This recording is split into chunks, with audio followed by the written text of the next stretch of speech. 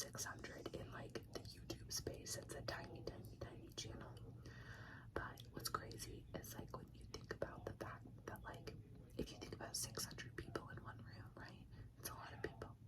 And if you think about the fact that that means 600 of you guys saw one of my videos and was like, okay, I'll watch more and click subscribe. That's pretty cool. So thank you guys for being here. Thank you guys for being here. Thank you guys for being here. Okay, so let's talk about all the books I read in September. For the longest, I was doing monthly wrap-ups, and then this summer I just like vanished. So I didn't do, I think, July or August, but we're gonna do September. So in September, I read 7 books. Seven books. Most of these books were from the library and they have since been returned.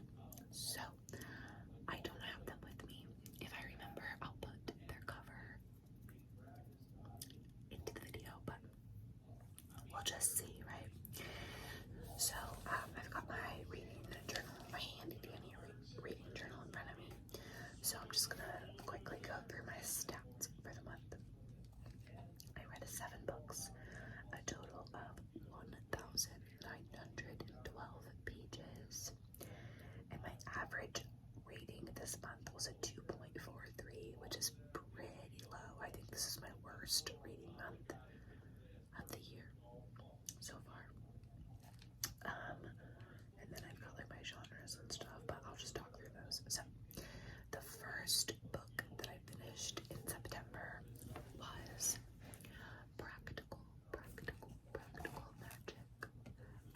Magic by Alice Hoffman. Sorry if you hear that. So I read Practical Magic. I obviously love the movie. It's the fall vibes, so I wanted to pick it up.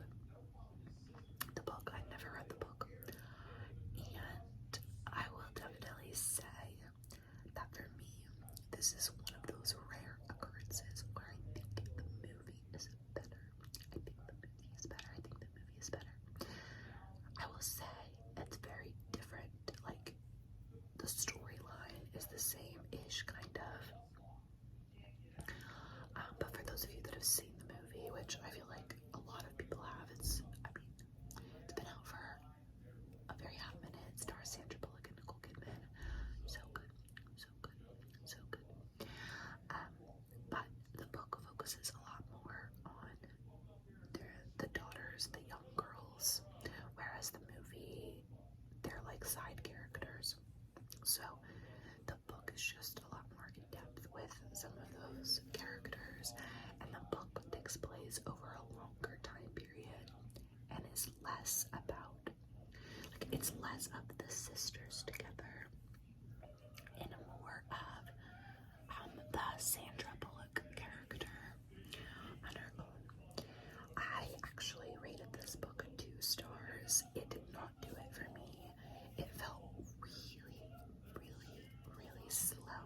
It felt really like it dragged for me. And I just didn't want to DNF it because I liked the movie. So I was like, oh, it'll get better. And it just, I don't know, it just wasn't for me. Nevertheless, it was still witchy and cute and fun. So if you haven't read it, I actually feel like you might like it better if you've never seen the movie. So just my 2 cents. Okay. Next, I read What My Mother and I Don't Talk About. What My Mother and I Don't Talk About. What My Mother and I Don't Talk About by Michelle Filgate.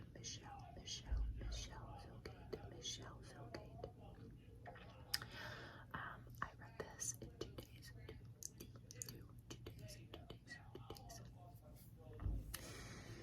And I gave it 4 stars. So, What My Mother and I Don't Talk About was a collection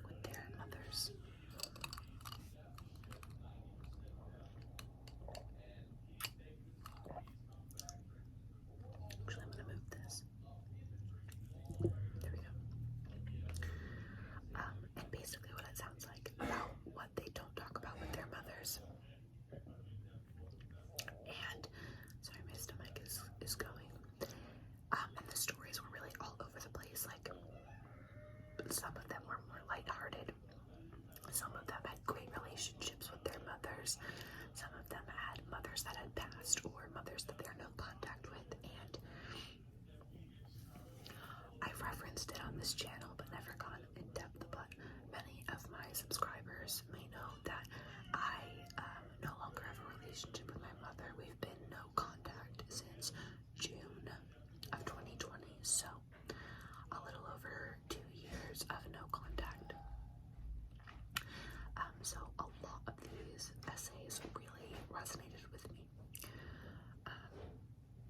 It was just a great read, really, just really beautiful writing, and I think all the stories except one were written by women, and just kind of going through that mother-daughter relationship, and it was just a really special read, and I would recommend it, whether you have issues with your mom or not.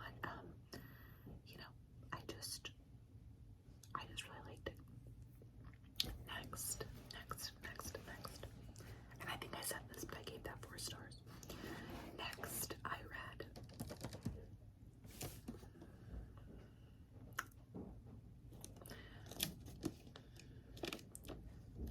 I'm Glad My Mom Died by Jeanette McCurdy. I feel like everyone on the planet has at least heard of this book, if not read it already. I haven't been buying books at all. I think I bought one in August, and this was my only one in August, and this was my only September. This was my only September buy. It had been out of stock at my local bookstore for the longest. Like every time it would come in, I would see them post on Instagram that it was in. And then I would see them post like a few hours later that it was already sold out. So I was on the wait list at the library, but I wanted to read this now. Very much on theme with the book I was just talking about, right? So when my local bookstore posted that they had more copies in, I literally went and stood outside the bookstore before it opened so I would be sure I could get a copy. I've got some tabbies in here. This book is fantastic, as everyone says. It's dark, it's funny, it's raw, the writing is beautiful. It's not like a lot of celebrity memoirs where it's like ghost written or the writing is just like subpar. Jeanette McCurdy is a writer. Like, she should never have been an actress. She should have just been a writer. I'm definitely looking forward to more works from her. Let me see if I can flip to something that I have flagged and see if I can share it, like see what it is. I'll just flip to a random one and see.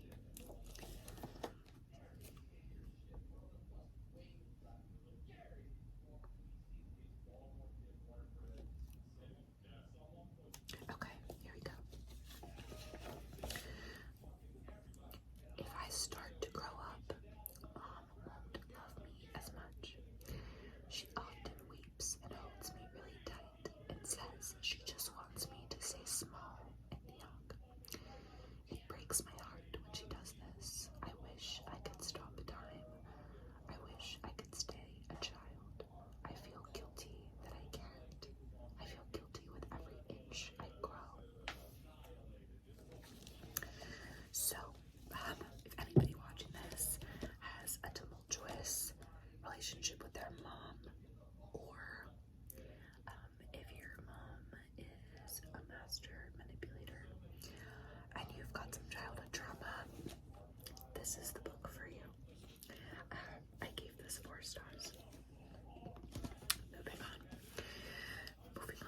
I'm not gonna talk too much about that because I feel like everybody's already heard so much about it. Okay, next is My Heart is a Chainsaw, a little horror novel to switch gears, by Stephen Graham Jones. This book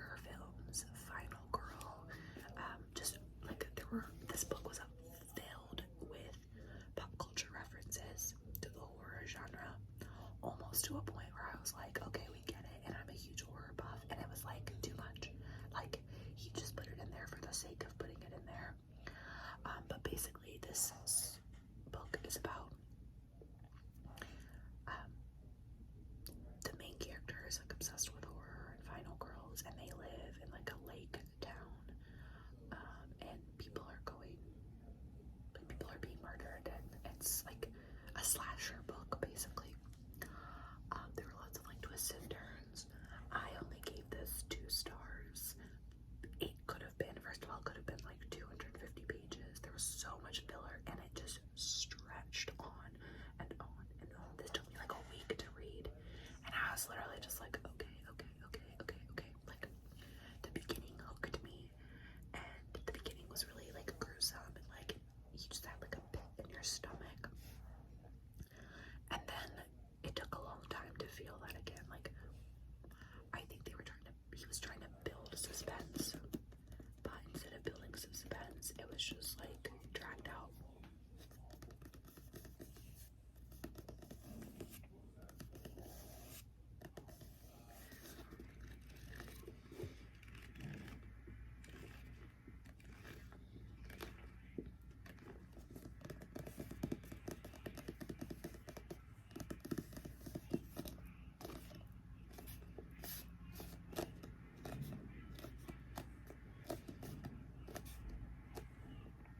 Okay.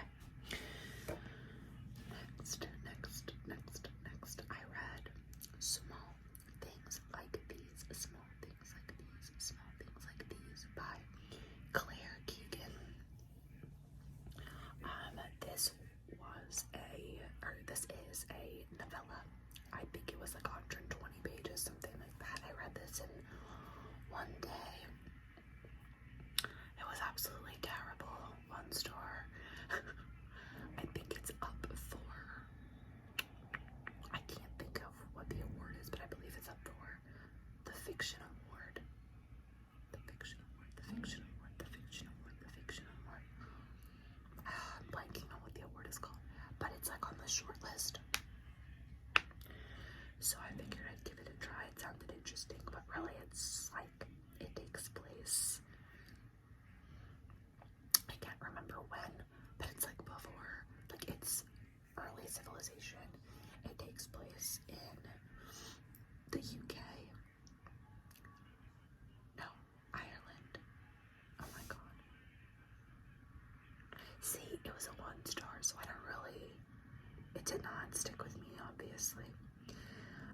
But anyways, it was based on true events of these like women and girls, like young girls that had babies out of wedlock, I believe, and they were like basically sent away, and their children were taken from them. You guys, please in the comments if you know what I'm talking about. It was like a historical like phenomenon in Ireland or the UK. Is Ireland in the UK? My lack of geography knowledge is absolutely astounding. Anyways, the book was like nothing. Nothing happened. Like in 120 pages, there were probably like 15 pages where something was happening, and the rest of it was just like, you guys, I'm not even gonna say any more about it because I just don't recommend it. Please don't read this. Moving on. I read The Office of Historical Corrections. The Office of Historical Corrections. The Office of Historical Corrections by Danielle Evans. I read this on a recommendation from, I can't think of her name, but I will link her channel below. She's got curly hair. She always has fun makeup. Madison Moon. Okay, I knew it would come to me. I read this on recommendation from Madison and Moon ASMR. I trust her. I watch every single video Madison Moon puts out. Madison Moon, if you're watching, huge fan. Your whispers are so tingly, and you have great reading taste. The Office of Historical Corrections is a collection of short stories. It's very much a commentary on historical events and sort of a lot of it was like the whitewashing of history. It's all the short stories are fictional, but it's just about like government and political sociology, just a lot of commentary on our world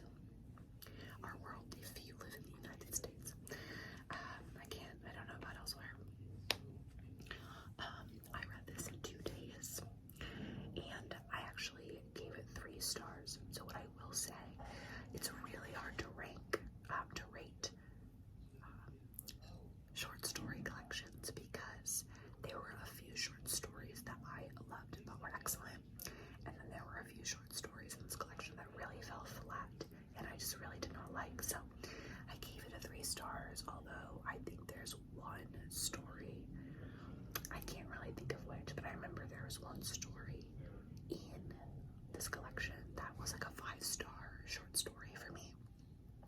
So I would absolutely recommend this.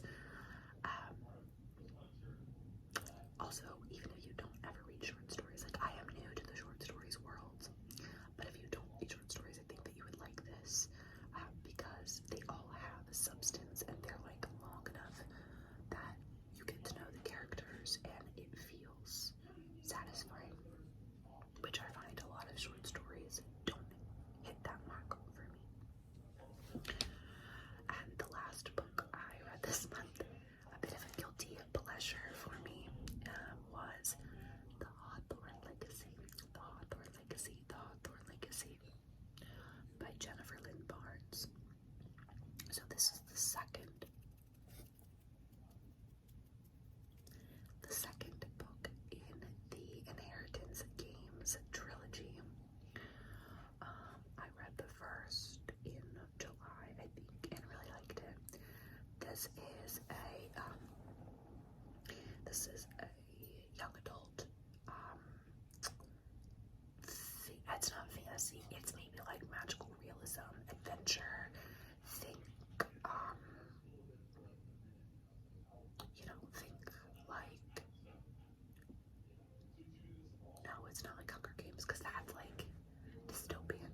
I'm trying to like compare it to something, but think like Warcross or I don't know. It does take place in this world. It's basically about a super rich family, like rich prominent family that like everybody knows of, and the patriarch, like the grandfather of the family, dies, and he's the one with all the money. And in his will, he basically bequeaths all of his fortune to like some random teenage girl. And so the first book is like the girl finding out and like integrating with the family, and them all like on this quest to figure out what's so special about her. And there's all these clues, and it's like a scavenger hunt. It's like an adventure. And it was like fine.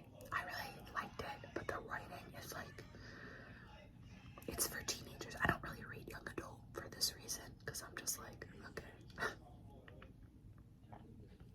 But I did pick up the second one.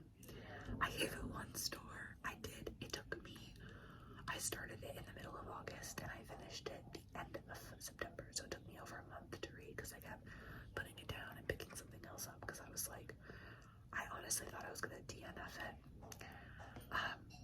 Like, what kills me about this series, this trilogy, is that they're like the teenage girl. She inherits all the money and then she goes to like live in the family manor. And there's a love triangle between her and 2 of the brothers. Like, what? In what world? In literally what world would that ever happen? Like, it's just so, like, they're brothers. I don't know. I'm not gonna read the third one. Like, I'm good. And, like, the twists and turns are so ridiculous. Like, it's just ridiculous. But like, if you're looking for something light and like kind of comically bad, check it out. I liked the first one, and then it just kept getting more and more and more ridiculous. But anyways, those are the 7 books that I read this month. No 5 stars, and quite a few duds this month. So so far I've already finished 2 books in October, and we're already off to a way better start than what September held. So thank you guys so much for watching this. Let me know in the comments what books you've been reading, or if you've read any of these books and you've got feelings and thoughts. Let me know down in the comments. I'd love for you to like this video and subscribe if you haven't already. If you're still